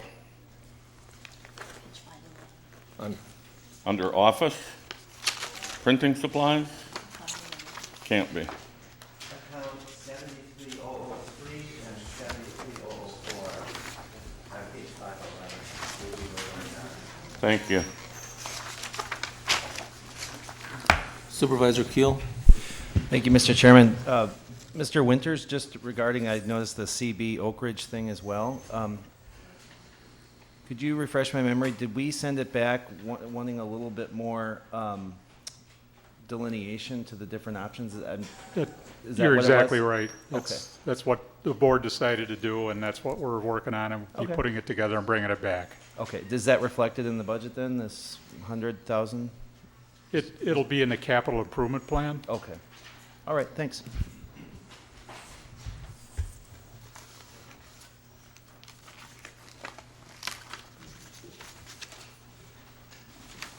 Scholarship program? Is there any questions on that? Supervisor Widener? Thank you. Thank you, Mr. Chairman. On the scholarship program, we've got the $9,000 in there, as we always have. And I'll point out once again that we have something that got $132,000 in a, is that the number? What's the number? 32,000. Yeah, I'm sorry. The numbers are too big tonight. We have approximately $32,000 in a fund that can be used only for scholarships. And we've attempted in the past to say, let's use that money instead of putting the $9,000 in every year. And I think that's something we should really start looking at. We should spend that $32,000 on the scholarships and quit putting $9,000 additional in every year.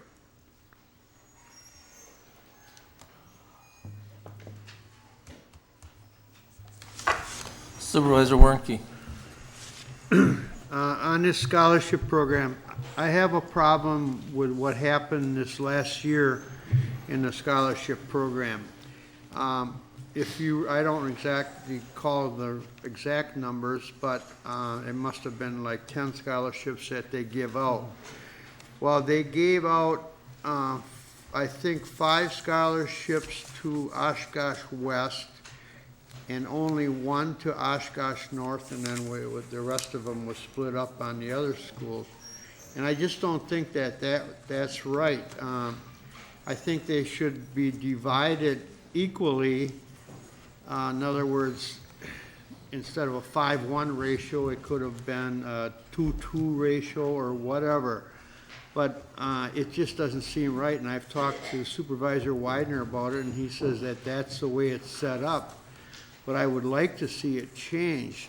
I don't know how we're going to do it, but it just doesn't seem fair. I know one person who did put in for one at Oshkosh North, and he was a very intelligent young man, and only 1 got it at North, and I feel that he should have gotten it. And I think that we have students in all the high schools. This is not a north-south thing or anything like that, but I think it should be divided equally as much as possible. The way it's done currently is that all the applications are judged anonymously by UW Fox Valley staff.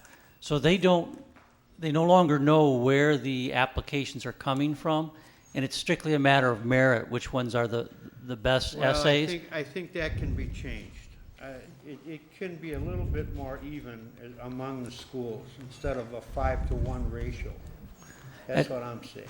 Yeah, at one time, we actually had the scholarships broken down by high school.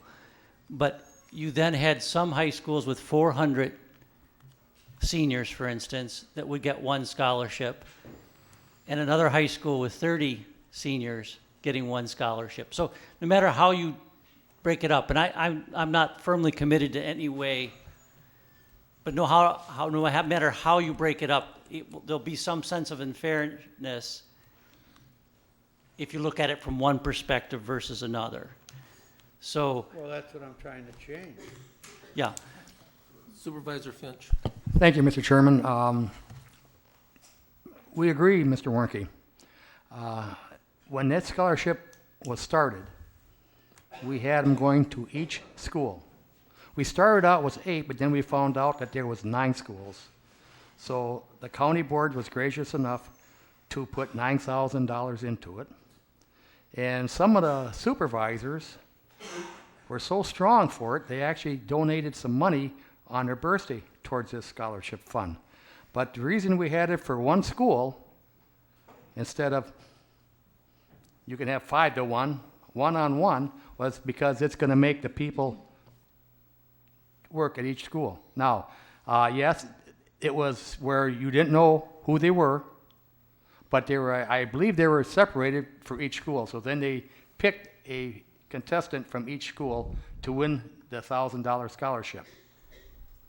And I thought that worked perfectly until we gave it to the extension and they wanted to make some changes. So if you want to change it, I'll support you 100%. Thank you. Thank you, I intend to. I would like to. Put my name on it. Supervisor Widener.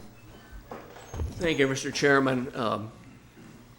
They're correct in the fact that at one time we did have one scholarship per school, and we had one school that had 9 graduating seniors, and we compared that to Oshkosh West and Neenah, which had something like 3,000, and we just felt that wasn't fair, and he used the word extension. This was done by the county board. We talked about at the county board of going to a at-large, and it changes every year. We keep talking about a 5-to-1 ratio. There are years that St. Mary's gets 3 or 4, and with a fairly small school. There are years that Neenah gets 3 or 4. It changes, and if we were to come back to one per school, we're being very unfair to the schools that do a good job on the scholarship program. So I think what we need to do is leave it alone.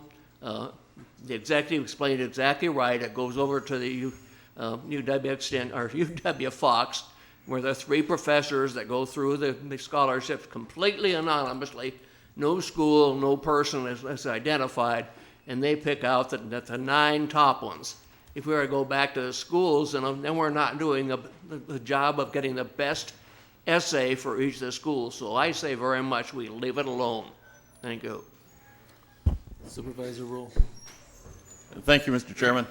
It's my understanding from conversations with different supervisors that this past year, Supervisor Schnellenberger, who's no longer with us, spent an inordinate amount of time at a particular, and Supervisor Widener is shaking his head, yes. Supervisor Schellenberger spent an inordinate amount of time at a particular school convincing these seniors to write essays. Good for him. The rest of us should do the same thing if we're concerned.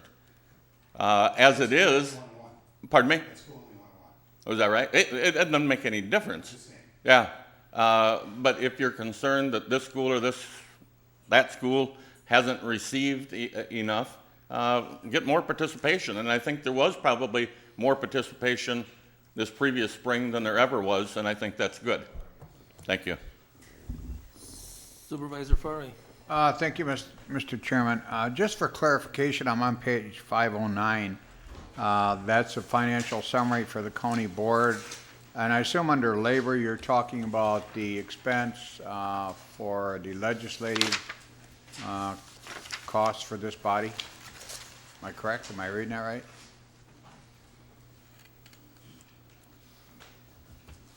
I believe that's the per diems Per to the diems. county board. Yeah. It may also include per diems paid to citizen members of committees. Okay. That went, I don't have 14 here, but why was that reduced by $8,000? But we had a lot of money left over and we're not using it, or how's that working? What was the justification for the reduction? Well, there was different things where we planned on that there would be that amount used, but there wasn't that amount used, so we lowered it. Okay. Thank you.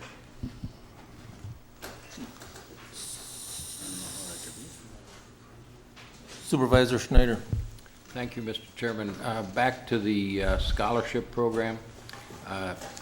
I firmly believe that it should be an anonymous thing on a county-wide basis, not per high school. If we give out one each to each of the high school, it seems like we're awarding a ribbon based on participation rather than merit. And these are always have been based on the merit and the quality and of the essay, and I believe it should be that way. The best 10 win, 9 or 10 win, and yes, keep your students trying. I had 8 students from Winnebago, I believe, put in essays. None of them won, but I contacted each of them and thanked them and told them, by goodness, let's keep it up. So, thank you. Supervisor Thompson. Thank you, Mr. Chairman.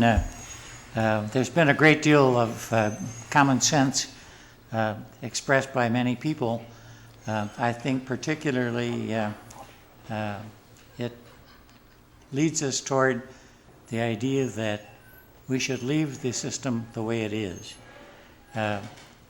Many times the less worthy essays would be rewarded if they were the only one in a school where there wasn't much of an effort made to recruit students. I think the system works very well. Somehow, I shouldn't say this, but I'm going to anyway, feeling that you have to dish out so much to each place makes it look more like political patronage than awards for meritorious study. I'm strongly in favor of leaving it the way it is. Supervisor Finch. Thank you, Mr. Chairman. Somebody mentioned about a gentleman last year went to a lot of schools, or went to a school in particular. Well, when we first started the scholarship, the committee, that's what we did. We went to the schools. In fact, was it Lourdes, Mike, that we went to? And they had a nice article for it, and they took a picture of us talking to a student in that, you know. So that was a good promotion right there for the county. So I think if the committees for this thing, they should take the time and go to these schools and promote it. And Mr. Schneider, Winnebago and Amro always had 1 or 2 winners back when this thing first started. They were top guns, you know. And when somebody says, well, we only get 8 people and there's only 35 students in this senior class, these 35 students' parents pay taxes like everybody else. So I would like to see it to go back to the original way of 9 scholarships, 9 schools. Thank you. Supervisor Norton. Thank you, Mr. Chairman. As a supervisor who used to be a member of this committee when I first got on this board, I agree the compromise that we came up with a few years ago of this at-large, I guess it would be called, is the best way to do. I think if we want the 9 best, I think that's the best way to do it. I remember in past years when I was on the committee, we'd get some of the scholarships after they were awarded, and the quality would be varied. So I think if we have judges who are judging these on what their best quality is, I think that best way is to give them out 9 to whoever they are in the county. I do agree with Supervisor Finch and Supervisor Rowe. I think committee members or all of us could go to the high schools and promote this thing because it is our scholarship program. But I would agree with Mr. Widener and Mr. Thompson and others. I think the compromise we have by having this anonymous and 9 could be from one high school or 9 different high schools. So I think the way it is good. The life of the scholarships wasn't on the agenda, so we have to put it back to the agenda, to the dollar thing for it. Supervisor Barker. Thank you, Mr. Chairman. I've been with this committee for scholarships ever since it started. And the best thing you can find is if you can find whatever school you're dealing with, if you can find a teacher who will give you the time to give a small talk to the kids who are graduating, and you will be amazed at how much quicker you'll get more kids who will be ready to start writing. And that's really what I always think this scholarship committee and scholarships are for, to get these kids interested. But if the teachers or the parents aren't interested, the kids aren't going to be interested either. For an example, I was walking a couple years ago down my street, and I met someone down the street who was a police officer, and I knew him from when I worked at the police department. So I mentioned it to him that we were having this scholarship, and he says, "Oh, gee, my little Georgie," or whatever it was, "is all set to but I don't know what exactly you do and what they're doing in the school these days." And so I said to him, "Well, see if you can ask your teacher, and I will too, if you'll give me 10 minutes at some time, and I'll explain it." And they had 3 kids that year from that particular school that did win on the scholarships. So I think the best thing is if you can show you've got some interest in these kids, and that you will help them, and that you'll answer their questions, and then even the teachers if you can. So that's, because it isn't that it's anything that you're trying to cheat, because it's all that nobody knows whose essays are what. So keep as much interest as you can in the kids, because it's worth it. Supervisor Haig. Thank you, Mr. Chairman. In regards to the county board section of the 2016 budget, Supervisor Fari, I believe, asked about those 2 numbers. In regards to the 2015 adopted numbers for lines 51103 and 51106, is there going to be reserves? In regards to the elected officials per diem and citizen board per diem numbers from 2015 adopted, lines 51103 and 51106, will there be a balance? Most likely, yes. And I noticed that there is not a fund projection for county board, so that just goes right into the general fund balance then? Yes, it does. Okay, so that must be why then the county board, county executive rather, trimmed those 2 line items from the request to the executive budget? I believe the chairman agreed to it. Okay, so are potentially those numbers even considerably higher than what they need to be? Possibly. Can you send me at your convenience what fund balance, what will be surplus that will be going into the fund balance when you have time? Sure. Thank you. Just a caution that, it's a function of how many meetings are held and whether they're held on the same day as a board meeting, for instance. So the number is a future event that can be estimated but isn't known in advance.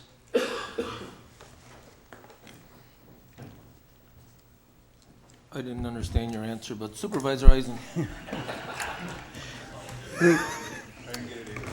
Thank you, Mr. Chairman. I would like to make a comment in respect to the scholarship program.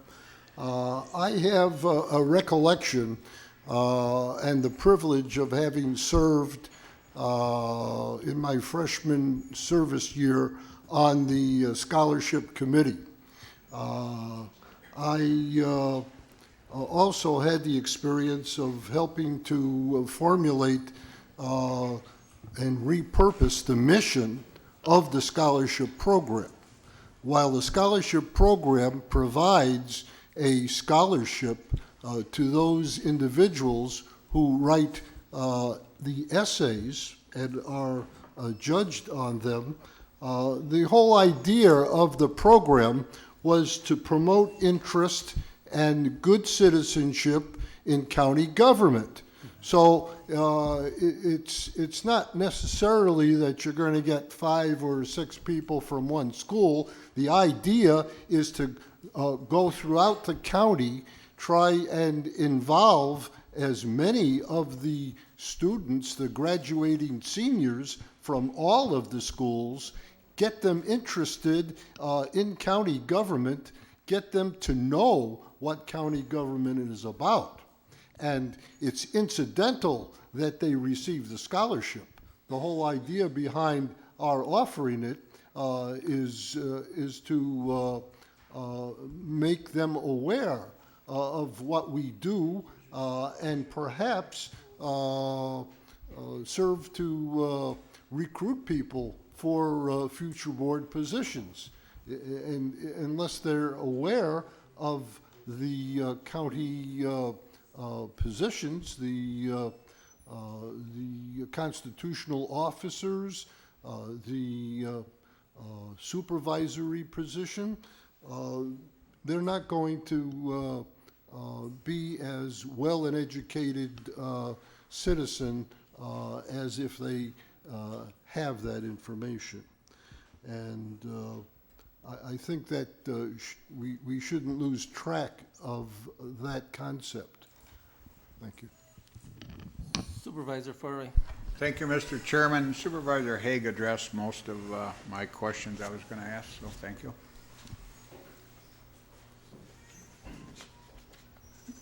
Okay. Supervisor Rowe. Thank you, Mr. Chairman. I have to interject here. I'm reminded why 10 years ago, sitting in front of my television, watching these proceedings, why I attended meetings for a year and a half and then finally decided to run.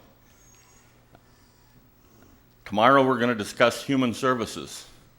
$44 million. I hope we spend as much time as we did now on $9,000. Thank you. That happens all the time. Supervisor Eisen again? Yes, Mr. Chairman, before we go toward adjournment, I'd like to have the opportunity to present a question to our Highway Commissioner, who's still here. And with your respect, I would like to inquire of Mr. Winters, what is the status of the West Side Arterial for Oshkosh? That is a super project that is off of the 5-year radar screen from the last executive development project schedule. Could you get us up to speed? Because lots of us from Oshkosh kind of want to know what's going to happen. Do you have money in the budget on the West Side Arterial? I didn't hear you, David. You have money in your budget on the West Side Arterial? It's identified as a long-range project in the capital improvement plan, but there's no money in this year's budget. Okay, so then we'll wait on that, Paul, until he comes forward with the money for it. That's fine. Supervisor Finch? I must hit it without even knowing it, Dave. Oh. Go ahead. I don't see anyone else. If some of the people want to adjourn until. Mr. Chairman, I move to adjourn. Second. See you next year. Oh, wait, that's right, that's him. Is there, there's no more departments in the budget that have department heads present. Have we done finance already? Yes. Miscellaneous unclassified capital projects, debt service. Miscellaneous unclassified on page.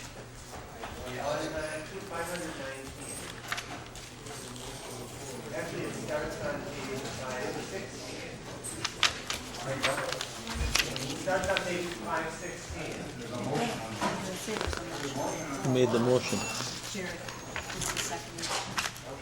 Well, I guess Jerry made the motion, and somebody seconded it. So, everybody that wants to adjourn until 8:30 tomorrow morning, signify by saying aye. Aye. No? No. Okay, go ahead. Miscellaneous and unclassified on page 516. These are accounts that are, in effect, run through the finance department. There's no employees associated with miscellaneous and unclassified, although there is a significant amount of money that passes through these accounts. Chuck Ornstein's here if you have any questions. Supervisor Haig? Thank you, Mr. Chairman. In regards to other financing uses on page 522, reserve contingencies 59502 and reserve salary 59503, adopted 2015 budget numbers are there. There were, I believe, numbers for those categories for 2012, 2013, and 2014, or were those categories changed?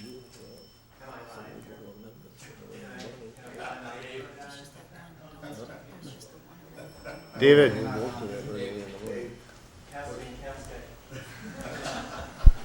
Go ahead. The way those two accounts work is that we don't actually charge anything to those accounts. We reapply that money. We transfer the money to the line items that need it. So if a department needs money for office equipment, for instance, and they come in with a budget transfer requesting a transfer from the contingency fund to their office equipment account, we then move the money out of that account into the other account. So the expense shows up in the proper department. So that money just gets reapplied to wherever it's approved by the board or the finance committee. So you'll never see an actual in those line items.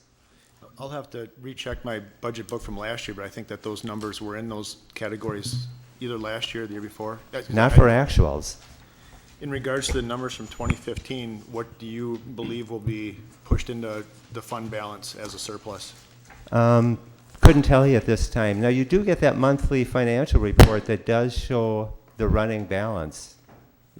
That schedule is in your monthly financial report, so you can see where it is of today. I don't have the information with me. Okay. There probably will be some left at the end of the year, but I couldn't tell you right now. I do get that message, but I think just as a function of this meeting, it's a public meeting, and I think it's applicable for what we're doing here. So if you could provide those numbers for me, I'd certainly appreciate it. Thank you.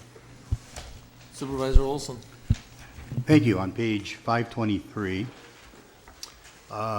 there's an item here that I need to address, and that is called Lake Coordinator. It's note 2. County executive is requesting $15,000 for 2016 to jointly support a Lake Winnebago system-wide program coordinator with Fond du Lac and Calumet counties. This position will be housed by the Northeast Wisconsin Regional Planning Commission. I have heard from many townships in the county that they are opposed to this. They don't see that it's necessary to have a lake coordinator.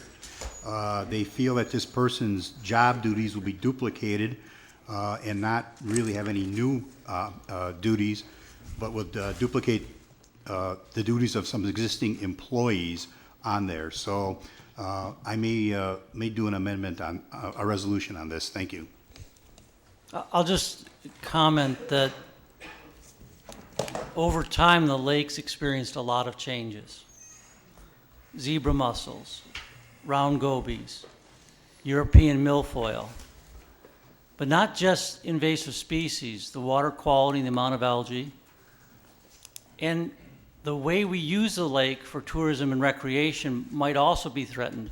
The Corps of Engineers no longer dredges the paths for the boats. That's the wrong word, but the channels. The Coast Guard will no longer patrol or put out the navigational markers because the Corps of Engineers no longer dredges the navigational channels, and we can't guarantee the proper depth. So is Mr. Harris saying that this person's going to do all this? I'm saying that we may be more effective at arguing for the benefit of the quality of the water, the recreational uses of the lake, and other things, if the three counties coordinate their efforts and if the three counties are aware of threats to the lake. Fond du Lac County initially played a major role in getting the other two counties to agree to this. And I don't believe the plan is to use Northeast Regional Planning, but we probably will contract. Initially, we thought it would either be an employee in Fond du Lac with part of the cost reimbursed from Calumet and Winnebago. But now I think we'll probably be contracting for the services. So who's going to employ this person? Well, if they're contracted, they'll be an independent contractor. But at one time, it was thought that Fond du Lac would employ the person and that it would be on their payroll. Right now, it looks more likely that it would be a contracted employee. But of all the And what is lake- this person going to do? Well, they might help with a lakes plan. They might apply for grants, and they might keep all 3 counties' land and water areas apprised of changes and threats to the lake. Of all the lakes in Wisconsin, many lakes have been getting grants over the years. Lake Winnebago has not generally gotten any grants because no one political body felt responsible for it. And so by having a lakes coordinator, Lake Winnebago may get a share of the grant money available from the state for addressing specific issues that it has not received in the past. I just think there's so many threats to the water quality, the recreational use of the lake. Another one I didn't mention is that in Menasha, the state has asked Menasha to take over the lift bridges if the state does the next set of repairs. Then that raises the question, who pays for the repairs at a future time? And if the city of Menasha can't afford to do the repairs, does one of the lift bridges on the system stay closed? Or does it have a more truncated period of use? So I think there's so many issues that face the lake, but with no one political body responsible for the lake, there's really no one defending it or lobbying for the interests of the neighbors of the lake. And that's why I envision having the position. And the $15,000. What about land and water conservation? What are they doing? They do some parts of it. They do some water calming projects. They do some grass swells to help reduce runoff. They do a number of things on the land and on the shoreland that benefit water quality. But I don't know that they've ever been involved in navigation or dredging or invasive species. And maybe they have done some of those things, but there's a lot of areas where the lake has largely been ignored, and there is some long-term degradation of the lake and of the uses of the lake that I would like to see the 3 counties work in concert on. What about the counties across the lake? Well, the next step would be to bring in the upland lakes if those political bodies want to come in. But I think initially we're trying to get the participation of the 3 counties that actually border Lake Winnebago, because it is really one of the most neglected lakes in terms of state grants. Thank you. You mentioned other. Does other include Grandma and Grandpa's farm where they had a gas pump once and then they're gonna go in and put, now we would like you to do a study on that, where that gas pump was? No, 'Cause but Grandma if, said it was right over there, is where Harry used to have it. I mean, No. that's the way this all started and all it all. yeah, but if for instance, there's a change in state policy or law that would benefit the users in all 3 counties, that lake coordinator could bring that to the attention of those 3 counties, and so that we could act in concert to lobby the state. If we felt the DNR was not adequately addressing an issue, something that could happen with a greatly diminished DNR, we might be able to bring that to our representatives' attention. Supervisor Hardy. Thank you, Mr. Chair. I'm asking a question about an item on page 517 regarding health insurance. It's indicating a decrease in expected expenditures of $50,000, and it states that this represents the employer's out-of-pocket costs for retirees. And it then says that the county was paying out the first $750 to $1,500 of costs for employees and retirees. And the new proposed plan for 2016 will not be structured the same, and there will be no employer out-of-pocket costs for retirees. Can you elaborate on that? Yeah, that's the termination of the HRA accounts. A while back when we restructured the health insurance plans, we raised the deductibles to $1,500 per person, $3,000 per family. But the county used an HRA to pay the first $750 of that. So that basically it was county expense on the first $750, then employees' expense on the next $750. And the theory, and this was controversial quite frankly, was that the employees that are promised that they can continue the health insurance that the employees have, provided they pay the full premium, that's only fair if they're treated the same as the employees. So a decision had to be made whether they would get the same HRA as active employees. And quite frankly, I felt that to be fair to them, to treat them the same as employees as they were promised, if they paid the full premium, that they would receive the HRA as well. Now that we're eliminating the HRA reimbursement on the first $750 for everyone, it goes away for the retirees as well. Thank you. Supervisor Fari. Thank you, Mr. Chairman. Let me address the lake coordinator issue, and I'll give you a little history. Your Land and Water Conservation Committee is very much aware of this. There are a group of employees that banded together to form a committee called Weigh In on the Waters. That committee, with the support of the Land Conservation Committee, applied for a grant. $25,000 with matching funds, so we're talking about $50,000 here. They hired a consultant, a professional consultant, to address issues on the lake, to do public outreach. After that process was completed, that consultant issued a report. The report specifically says that there isn't any support for a lake coordinator, a lake management process.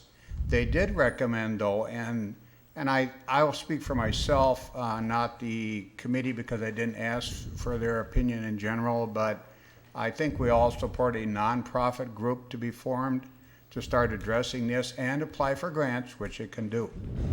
And I believe that was suggested to you in August. So my question to you is, why are you ignoring that request? Because a strictly voluntary organization without anyone compensated or responsible for it is likely to falter over time, as they always have in the past. And by having one employee whose position is responsible for coordinating county responses to things impacting the lake, I think we'll get a much more thorough impact. And I might remind all of you, when you get a drink of water here, if it's not bottled, it's coming out of the lake. I agree that we all want to ensure water quality. And I'm very much aware that the land conservation committees of all three counties are very supportive of that, especially with TMDLs, ag issues, and that kind of thing.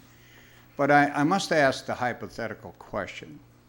In order to achieve some of the hypothetical goals that we might be aware of, such as a new lake management plan, etc., in order to enforce that, and let's use that for the example, because there is a current one developed by the DNR.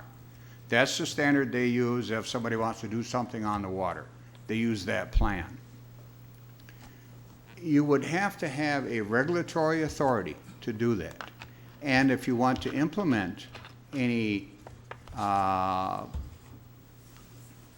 should I call them, processes or anything that you want to do on the lake, for instance, like clean up all the weeds down by Fond du Lac, you have to have the money to do that. Yeah, but none of that So is, none of that is in here. No, not now. Not now. But in order to achieve your hypothetical goals, that will have to be the case. Isn't it better served? Doesn't Chapter 91 of the Wisconsin State Statute give that authority and responsibility to the land conservation committees of each county? Has the Land Conservation Committee ever addressed navigational markers? We've never been asked to. Have they ever addressed the Corps of Engineering no longer dredging the navigation channels? No one has ever requested that to be an agenda item on my committee, sir. Well, then, I think you've made my case for me. I don't know Having that I have. someone to coordinate these issues and to bring them to the attention of the Land and Water Committees might serve us all quite well. I'm very leery of the direction that you're going here. I really am. I mean, the report was very specific. We have 4 towns that have passed resolutions, and thank you for that comment, who are very concerned about the direction that you want to take here. But they're expressing concerns about a direction that has never been offered by me, by plans that were never offered by me, by intentions that have never been expressed by me, and which have been actually opposed, have actually been opposed consistently by the ad hoc group that made this recommendation. What they've opposed, I think I agree with the opposition to it, but it's not what's in this budget. And it never was. It's kind of coming out of the imagination of one man. Well, that's not true, because the imagination of the one person that you're referring to basically is quoting people who were at one point in time on the committee saying exactly what I'm alluding to. I don't think so. That's where sir, we have it on tape. Well, so I think he's misrepresenting what this body. That's the issue here. Because the discussion was what direction should be taken. And I suggest that the report indicates that perhaps the best direction would be to form a nonprofit and pursue that and see if you can achieve the same results. If indeed they fail, then perhaps this should be the option. Thank you. And reasonable people can differ on that, but I do not feel the lake has been adequately protected the last 20 years. Supervisor Farley, bring in a resolution if you want to change something, and we'll address it. I really feel I must. I rely heavily on that report, and the committee did support that, so I perhaps will have to address it. Supervisor Keel. Thank you, Mr. Chairman. With regard to Mr. Rowe's earlier scope about $15,000 versus 40-some million tomorrow, when I won't be here, by the way, could you say for over $15,000, is that something you could show metrics, Mr. Harris, that X amount of dollars were applied for? And if there was at least, I don't know about management plans, but I know that when staff in other municipalities really work their tail off and get some grants, that could be a worthwhile thing. Is that something if this would pass, is that something that would be something that you could bring back and say in some way that there is an effect of having a $15,000 investment in somebody working partially for us? Yeah, and I should explain that it's assumed that this position would be hired a third of the way into the year, and that 3 counties would be participating. So this would generate $45,000. If we come back for a full year next year, or to repeat this one position, then certainly we would have to justify what had been accomplished in the prior year. Okay. Yep. Thank you. Supervisor Hardy. Just a quick comment. Thank you, Mr. Chair. Just a quick comment that there is some type of a nonprofit called the Winnebago Lakes Council that is in existence, and in fact, Bill Sturm is the current president of that organization. I don't know if it's an official 501c3 nonprofit or if it's just a group, but if there's still issues unaddressed on the lake, we do have a nonprofit in place that apparently has not been able to accomplish those goals of applying for grants and so forth. They may not actually have the ability to accept grants in their current legal state. They may actually need to have a local governmental body in order to accept grants. I'm just guessing here, but there is a nonprofit called the Winnebago Lakes Council in place now. Thank you.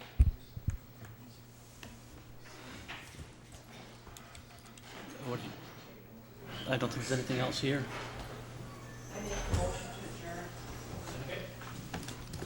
There's a motion to adjourn. All in favor signify by saying aye. Aye. Opposed? No.